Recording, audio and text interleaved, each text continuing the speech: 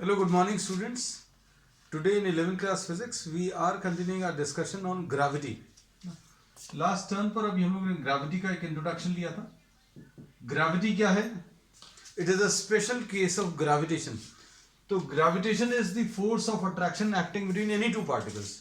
कोई भी दो पार्टिकल्स अगर अभी हम लोग ले लें तो उनके बीच में जो फोर्स ऑफ अट्रैक्शन लगता है उसको अभी हम लोग फोर्स ऑफ ग्रेविटेशन बोलते हैं. अब ग्रेविटी क्या है? तो gravity is a special case of this is a special case of force of gravitation in which one of the objects is the earth. जैसे एग्जांपल के लिए अभी हम लोगों ने बोला suppose this is the earth और इस अर्थ के ऊपर बच्चों दो पार्टिकल्स हैं जिनके मासेस m1 और m2 हैं.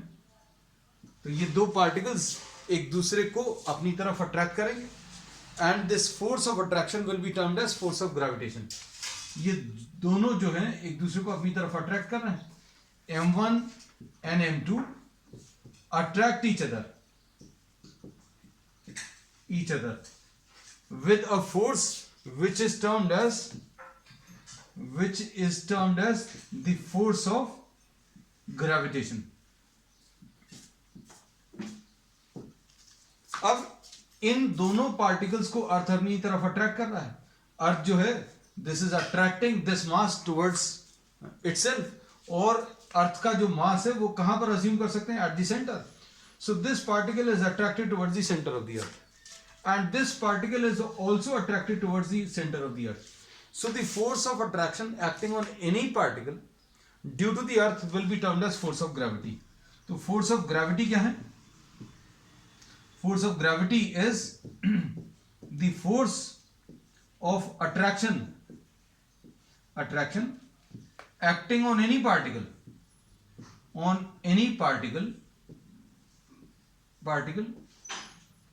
due to the earth. अब ये जो पार्टिकल है वो कहां पर होना चाहिए? तो this particle should be on the earth surface or near the earth surface. है ना. इसमें ये कंडीशन अभी हम लोगों ने लगा दी है कि सपोज ये जो स्पेशल केस अभी हम लोग डिस्कस कर रहे हैं ग्रेविटी का क्या है? It is the force acting on any particle which is placed on the earth surface और नियर द अर्थ सरफेस. तो फोर्स ऑफ ग्रेविटी पता चल गया.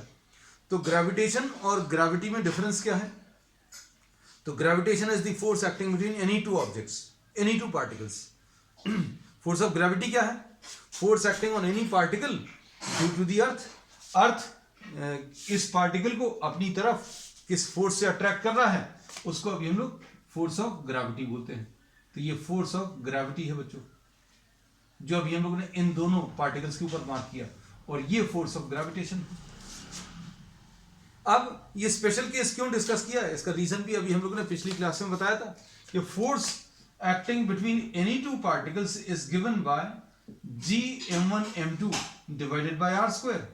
ये दो पार्टिकल्स हैं जिनके मासेस m1 और m2 है और इनके बीच का जो डिस्टेंस है वो r है. तो इन दोनों के बीच का फोर्स जो है the force of attraction acting between these two will be given by ji m1 m2 upon r square. तो ये फोर्स जो है बच्चों बहुत कम होता है. Force of gravitation is very very small. Reason is ये जो g है ये 6.67 into 10 to the power minus 11. अब अगर आप कैलकुलेशंस करोगे तो ये force this is found to be a very weak force, है ना. ये कैलकुलेशन से कम आ रहा है इसलिए नहीं है. This is already very very small between any two objects, है ना. कैलकुलेशंस करके अभी हम लोगों ने वैल्यूज निकाली हैं और ये वैल्यूज जो हैं ये बहुत कम आती हैं. ये फोर्स जो है ये इसका एक इफेक्ट तब दिखता है when one of the mass is very large. और अगर आपने एक मास अर्थ ले लिया, अगर आपने ये पेन लिया तो ये पेन बच्चों अर्थ की तरफ अट्रैक्ट हो रहा है. तो इनमें से एक मास अगर बहुत ज्यादा हो गया तो अभी हम लोग बोलेंगे इसका इफेक्ट दिखेगा, और इनफैक्ट दिखता भी है कि suppose if you are trying to see the effect of the force of gravity, आप इसको यहां पर छोड़ दो तो अर्थ इसको अपनी तरफ अट्रैक्ट कर रहा है और ये दिख भी रहा है. If you release this, then this will be moving towards the earth. चलो अब ये अभी हम लोगों ने लास्ट क्लास में डिस्कस किया था. अब इस फोर्स ऑफ ग्रेविटी की वजह से, इस फोर्स ऑफ ग्रेविटी की वजह से जो एक्सेलरेशन जनरेट होता है उसको अभी हम लोग एक्सेलरेशन ड्यू टू ग्रेविटी बोलते हैं। तो फोर्स ऑफ ग्रेविटी जो है, this will be generating what, an acceleration in the objects, on the objects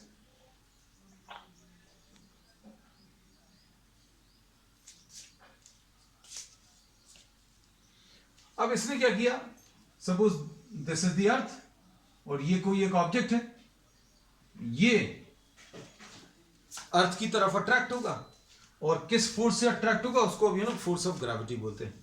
अब इसकी वजह से जो एक्सेलरेशन आएगा उसको एक्सेलरेशन ड्यू टू ग्रेविटी, और इसको अभी हम लोग जी से रिप्रेजेंट करते हैं।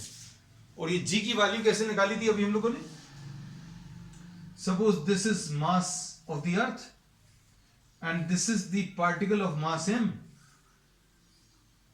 इन दोनों के बीच में जो डिस्टेंस है that will be equal to the radius of the earth. तो फोर्स ऑफ ग्रेविटी कितना आ जाएगा, force of gravity will be equal to what,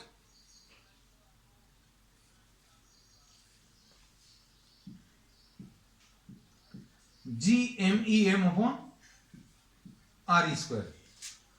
ji m1 m2 mass of the earth into mass of the object into the distance between the two, so distance between the two will be equal to what, the radius।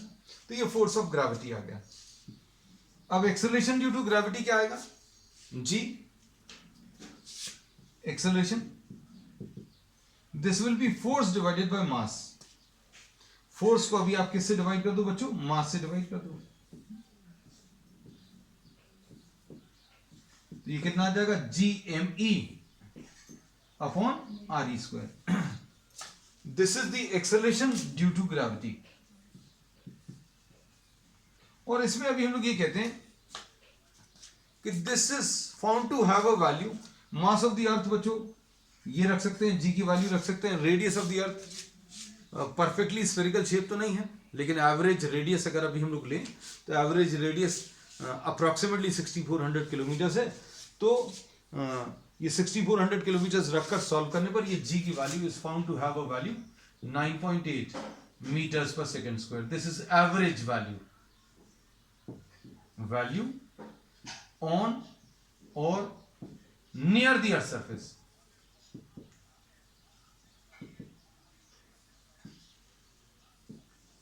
और इसका जो direction रहेगा, इसका direction रहेगा towards the centre of the earth. This is towards what, towards the centre of the अर्थ। चलो अब इसके बाद अभी हम लोग ले रहे हैं ये अच्छे से समझना, जैसे सपोज इस पार्टिकल की बात करें या इस पार्टिकल की बात करें तो अर्थ इसको अपनी तरफ अट्रैक्ट कर रहा है, तो ये फोर्स ऑफ ग्रेविटी है, इसके ऊपर ये फोर्स ऑफ ग्रेविटी है, ये फोर्स ऑफ ग्रेविटी है on all these particles.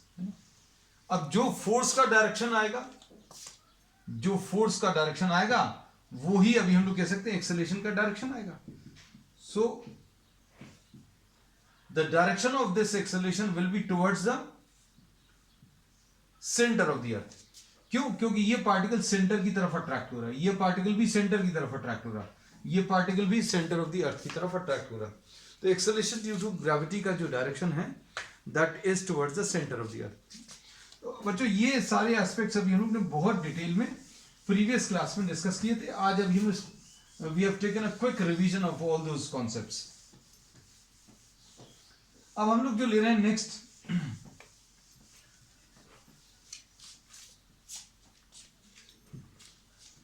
Variation of acceleration due to gravity. तो बच्चों इसे factors affecting acceleration due to gravity जो है उसमें पहला है शेप ऑफ द अर्थ।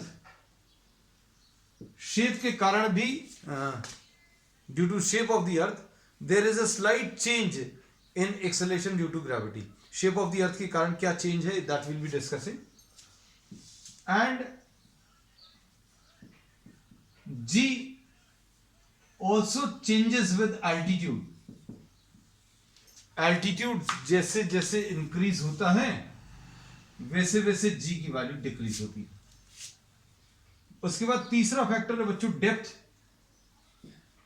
मतलब अगर आप अर्थ सरफेस के अंदर चले जाएं, अर्थ सरफेस के अंदर जैसे सपोज कोल माइंस हैं, उनमें अगर आप अंदर की तरफ जाओगे तो क्या होगा, as you are going inside, as the depth increases, as you move more and more towards the interior of the earth. Suppose ये आप थोड़ा सा एक होल ड्रिल करके आप ए पॉइंट तक पहुंचे, यहां पर बी पॉइंट तक पहुंच गए, तो अभी हम लोग बोलेंगे as the depth increases the acceleration due to gravity also decreases. Acceleration due to gravity decrease होती है। मतलब अर्थ सरफेस के ऊपर अगर आप जाओगे, if you are going on a mountain then g decreases, if you are going inside the earth then also g decreases. इन दोनों का कंबाइन मतलब ये है that g is maximum on earth surface. G की वैल्यू बच्चों मैक्सिमम है कहां पर, अर्थ सरफेस पर। तो अभी हमने ये दो एग्जांपल्स लिए बच्चों। आपने एक होल ड्रिल किया एक डेप्थ पर, उससे ज्यादा डेप्थ पर एक होल भी है, तो इसमें अभी हम लोग देखेंगे g at B will be smaller than g at A, will be smaller than g at C. ये चीज अभी हम लोग डिस्कस करेंगे। We will be discussing in detail altitude and the depth aspect. Fourth factor है बच्चों rotation of the earth. Earth is spinning about its own axis. Earth जो है अपनी एक्सिस के अबाउट स्पिन कर रहा है। Due to this motion also the value of acceleration due to gravity decreases everywhere. G की value decreases everywhere except the poles. सिर्फ पोल्स पर चेंज नहीं होता, बाकी सब जगह जी की वैल्यू डिक्रीज होती है ना। So will be discussing now all these aspects one by one. सबसे पहले अभी हम लोग ले रहे हैं shape of the earth. Shape of the earth के कारण क्या चेंज आएगा वो अब हम लोग इसमें डिस्कस करेंगे। Then will be discussing the aspect altitude and then the depth factor. तो इसमें अर्थ जो है shape of the earth, earth बच्चों एग्जैक्टली स्फेरिकल शेप का अभी हम लोगों ने अज्यूम किया है और इसके बेसिस पर अभी हम लोगों ने कैलकुलेशंस किए हैं। But earth is not exactly spherical in shape. Earth is not exactly spherical in shape। ये ऐसा कुछ है slightly elongated at the equator. थोड़ा सा इलोंगेटेड है, हमने थोड़ा सा ज्यादा एग्जैजरेटेड डायग्राम बनाया है ना, बहुत बड़ा सा करके ये इलोंगेशन दिखाया है। हम लोग ये बोलते हैं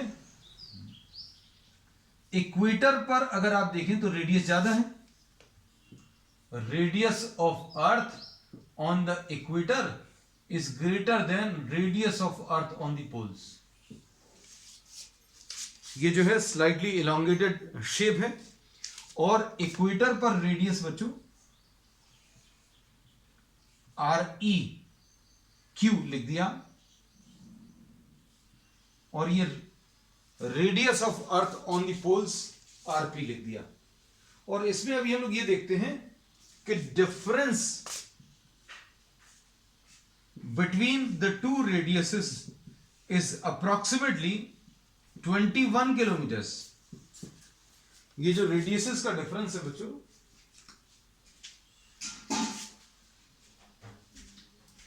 ये 21 किलोमीटर्स का डिफरेंस है। यहां की जो रेडियस है और यहां की जो रेडियस है उसको अगर आप देखें, so radius of earth on the equator is greater than the radius of earth on the poles by how much amount, by 21 kilometre. अब g की वैल्यू क्या होती है? तो g होता है GME अपॉन RE स्क्वायर। तो जहां पर ये रेडियस ज्यादा होगा वहां पर g की वैल्यू कम होगी। So based on these two we say that g on the equators will be smaller than g on the poles. So g on the equator will be smaller than g on the poles. मतलब g on the poles बच्चों निकालें और g on the equator अगर आप निकालें तो ये difference approximately 0.02 metres पर सेकेंड स्क्वायर होता है। बहुत कम है, this is very small, this can B neglected for all calculations which we do at this stage। हम लोग अभी जो कैलकुलेशंस कर रहे हैं उसमें ये मानकर चल सकते हैं कि भाई दोनों जगह नियरली सेम है। So but we have told you that due to shape of the earth के कारण क्या होगा, जी की वैल्यू दोनों जगह अलग अलग आएगी। इक्वेटर पर जी की वैल्यू कम होगी और पोल्स पर बच्चों जी की वैल्यू ज्यादा होने वाली है। अब नेक्स्ट फैक्टर अभी हम लोग जो ले रहे हैं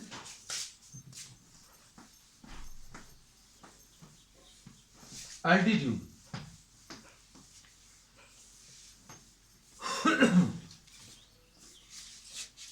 अब एल्टीट्यूड वाला फैक्टर इसको समझकर देखो।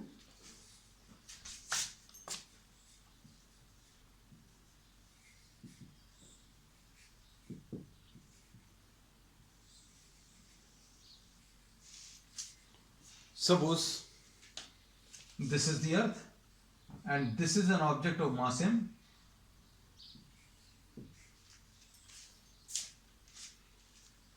अब इसमें दो केसेस अभी हम लोग लेने वाले हैं।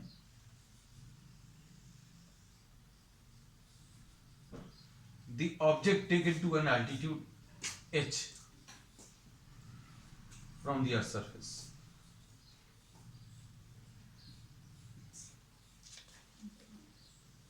Suppose this is R।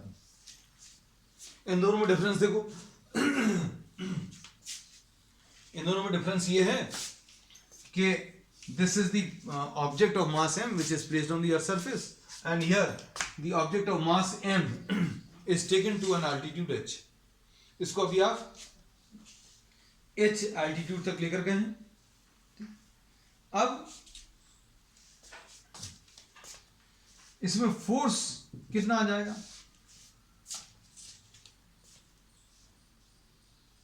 The force of gravity will be equal to G M E M upon R E square.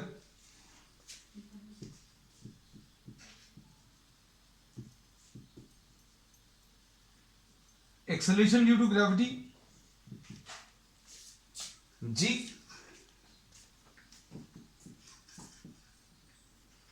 This will be force divided by mass. ऐसे ही निकालते हैं भाई, पहले आप इसके ऊपर फोर्स निकाल लो। The force which is acting on this object will be given by ji m1 m2 upon r square, g into m1 into m2 upon r square. G लिख दिया, m1 ये लिख दिया, m2 ये लिख दिया, फिर दोनों के बीच का डिस्टेंस किसके बराबर आ जाएगा, आर ई के बराबर। So we have applied this formula, we have found out the force acting on this object. Force आ गया, उसके बाद एक्सेलरेशन निकाल लो, और ये कितना आ जाएगा, एक्सेलरेशन ड्यू टू ग्रेविटी। अगर आप इसको m से डिवाइड करोगे m कैंसिल होगा, ये आएगा। So this result we have already done, ये एक्सेलरेशन ड्यू टू ग्रेविटी का रिजल्ट है।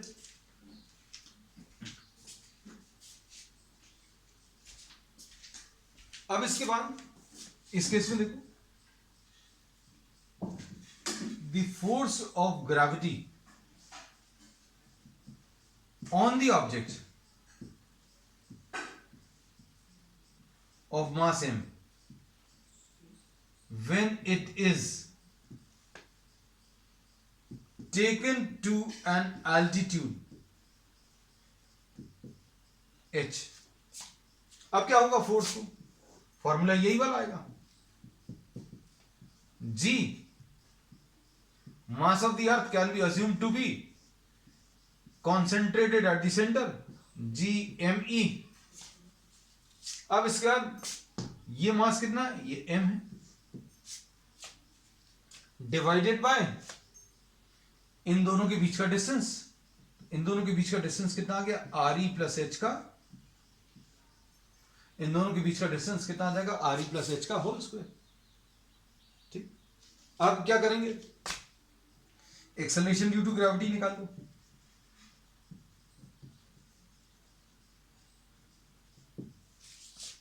ये G डैश आ जाएगा कैसे, F dash divided by m। Force को भी आप मास से डिवाइड करो, इसको अगर m से डिवाइड करो तो ये कैंसिल होगा, तो G डैश की value GME upon RE plus H का होल स्क्वायर। ठीक, इसका एक स्क्रीनशॉट ले लो जल्दी से, फिर अभी हम लोग इसको फिर से और इलाबोरेट करते हैं।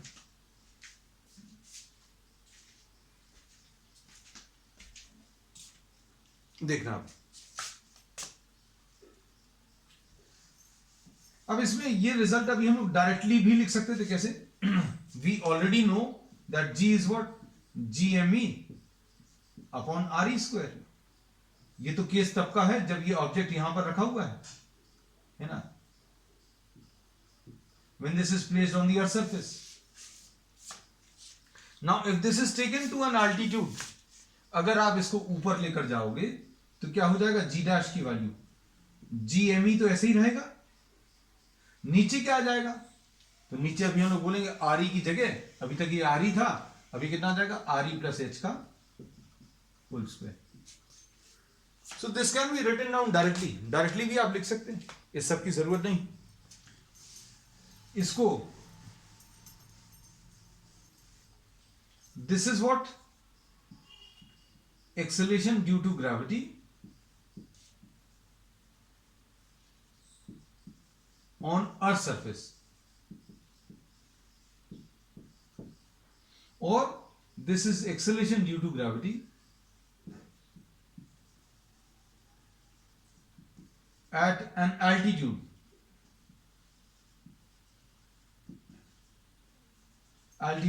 h। इसको कई बार अभी हम लोग GH भी लिख देते हैं, G डैश की जगह।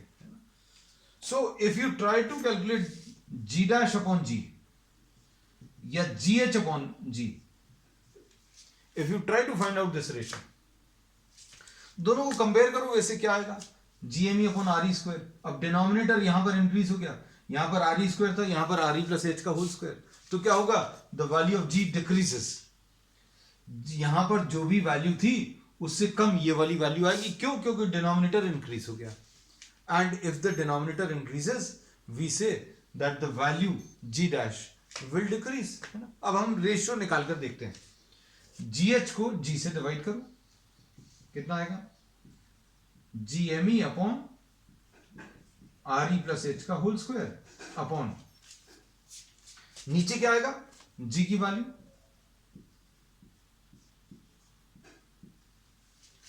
ऐसा कुछ मिलेगा। अब इसके बाद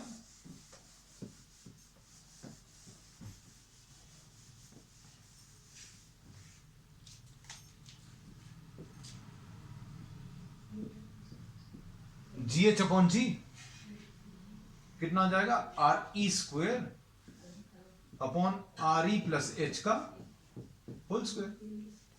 GH अपॉन G, ये ऊपर ट्रांसफर होगा, ये नीचे आ जाएगा, and GH upon G will be equal to RE square, इधर से RE कॉमन ले लेना बच्चों,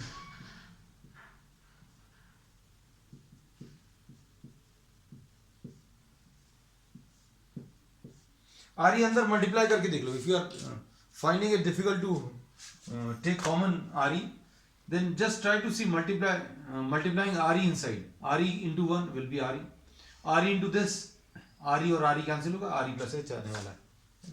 अब इससे फायदा क्या मिलेगा, so GH upon G will be equal to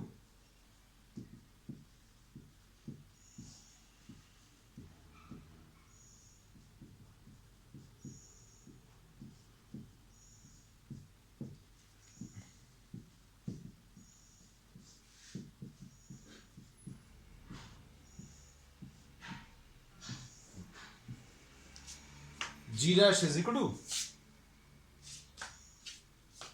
g upon 1 plus h by R E का होल स्क्वायर, ऐसा कुछ आएगा। अब देखो,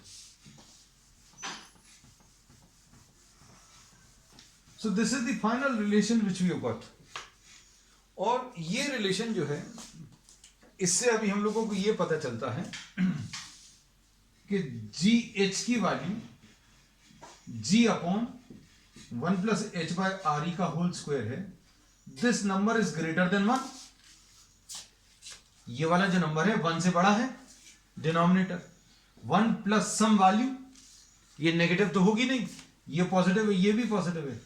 सो G H is equal to G upon a number greater than 1। ये नंबर 1 से बड़ा है क्योंकि 1 में आपने कुछ ऐड किया है। तो अगर आप g को एक नंबर से डिवाइड कर रहे हो which is greater than 1, we say that gh will be smaller than g। और ये अभी हमने बोला भी था, when you are taking an object to some altitude, then what happens, the value of g decreases, है ना। तो ये फाइनल रिलेशन है जो अभी हम लोग याद रखेंगे, gh is equal to g upon 1 plus h by R E का होल स्क्वायर। अब इसके बाद ध्यान से सुनो, इसका एक एग्जांपल लेकर बता देते हैं अभी हम आपको। क्या, suppose h is equal to R E, you are taking an object to an altitude equal to RE, मतलब आप किसी ऑब्जेक्ट को अर्थ सरफेस से 6400 किलोमीटर ऊपर ले गए।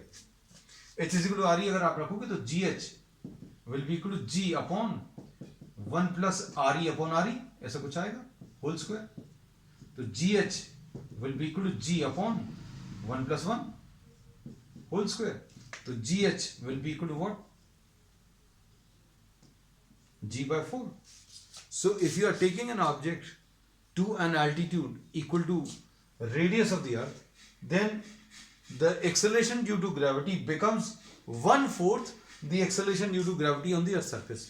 यहां पर अगर 10 है तो आप इतनी ऊपर अगर आप जाओगे, जितना ये रेडियस है उतनी ऊपर अगर आप जाओगे तो ये कितना आ जाएगा, यहां पर अगर 9.8 है तो यहां पर ये 9.8/4 हो जाएगा। अब इसके बाद, अब इसमें एक स्पेशल केस है, क्या,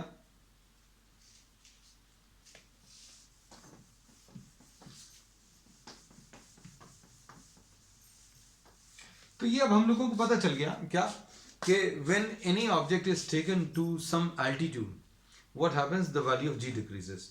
मतलब जैसे जैसे आप ऊपर की तरफ जाओगे तो जी की वैल्यू कम होती जाएगी, है ना, ये पता चल गया। अब इसका जो स्पेशल केस है उसमें उसको डिराइव करने के लिए we are taking this 1 plus H by R E to the power -2, इसको न्यूमरेटर में लिख लिया टू द पावर -2। और इसमें बच्चों एक बाइनोमियल अप्रॉक्सीमेशन लगेगा जो कि ये बोलता है कि if x is very small, if x is very small, then 1 plus x to the power of n can be written as 1 plus nx। आप इन दोनों को मल्टीप्लाई करके लिख सकते हो 1 plus nx। तो क्या होगा, ये बहुत छोटा है, h बहुत छोटा है as compare to r। Suppose you are taking an object to an altitude suppose 10 kilometres, 20 kilometres, and you are trying to measure the value of g। अगर आपने h 10 किलोमीटर्स ले लिया और RE की वैल्यू 6400 किलोमीटर्स है, तो h upon RE कैसा रहेगा, this will be very small. ऐसे केसेस में क्या करेंगे बच्चों, ये पावर और ये मल्टीप्लाई हो जाएगा, तो क्या लिख लेंगे, GH will be equal to G into 1 minus,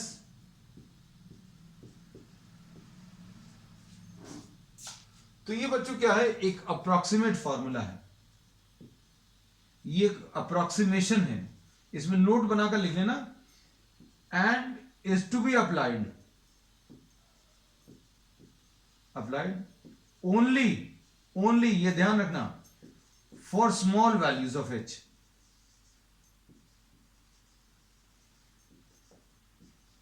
this is to be applied only for what, small values of h। अब ये स्मॉल वैल्यूज किसको बोलेंगे बच्चों? तो ये स्मॉल वैल्यूज की कोई एग्जैक्ट मैथमेटिकल डेफिनेशन नहीं है कि स्मॉल किसको बोलते हैं, लेकिन अभी हम लोग कहते हैं this should be small as compare to what, this should be small as compare to R E, ठीक है, for small values of H as compare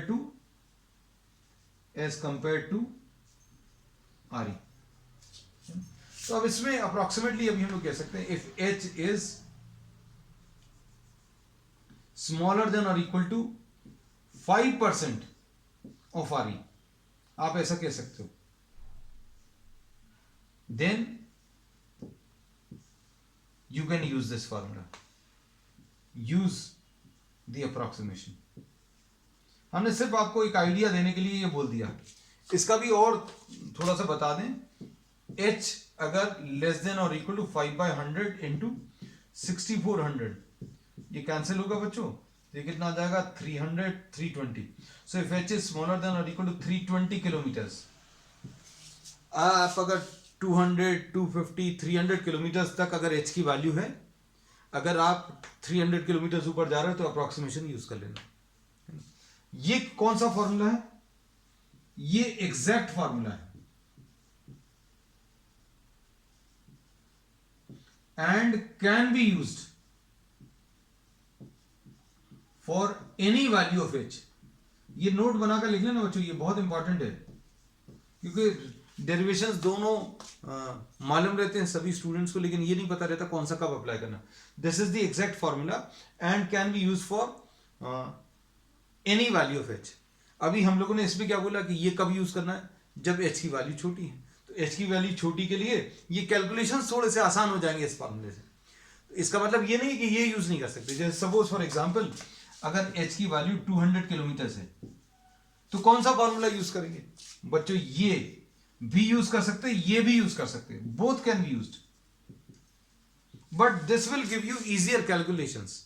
यहां पर कैलकुलेशंस थोड़े से इजी रहेंगे, इसलिए हम लोग ये प्रेफर करेंगे। ये वाला यूज कर सकते, यस ये वाला भी यूज कर सकते, क्योंकि ये तो एग्जैक्ट फॉर्मूला है। अब इसके बाद सपोज एच की वैल्यू 1000 किलोमीटर है, तो एच की वैल्यू 1000 किलोमीटर में approximation can not be used, सिर्फ ये वाला यूज होगा। तो ये डिफरेंस क्लियर हो गया। तो ये वाला फॉर्मूला एग्जैक्ट फॉर्मूला है and can be use for any value of H. ये वाला अप्रोक्सीमेशन है and this is to be use for H smaller than और इक्वल टू 320 किलोमीटर्स। मैंने 200 किलोमीटर से ऊपर अगर आप ले गए तो जी निकालना है, कौन सा लगाओगे? तो सभी लोग यही बोलेंगे ये लगा सकते नहीं, ये भी लगा सकते हैं, दोनों लगा सकते हैं, लेकिन ये इजी पड़ेगा कैलकुलेशंस में, है ना। तो ये कभी मत बोलना कि ये नहीं लगा सकते। This can be applied for any value of H, but this will give you easier calculations when the h is the value of h is very small, h is small as compared to re। चलो अब इसके बाद next आ जाते हैं।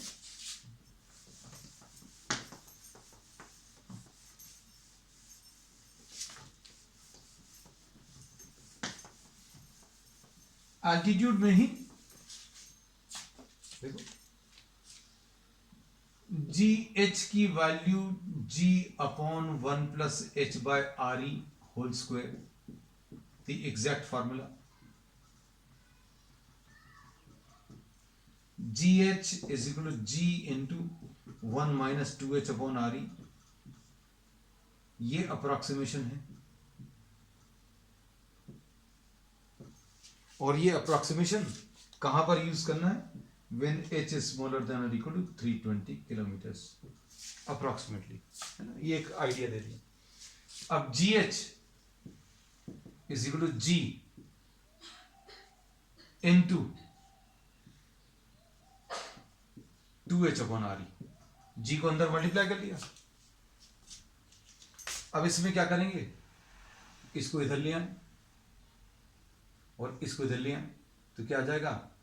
2gh upon re is equal to g minus gh। g minus gh का मतलब क्या है? g माइनस gh मतलब delta g, change in the value of g।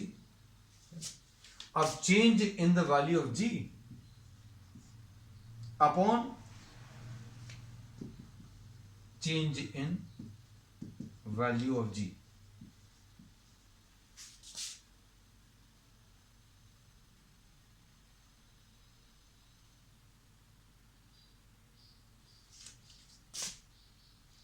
Delta G upon G कितना आ जाएगा 2h अपॉन आर ई। ये result बच्चों अभी हम लोग को याद रखना कि this is what the change in the value of G, this is what 2h upon R E. और परसेंटेज चेंज क्या आ जाएगा,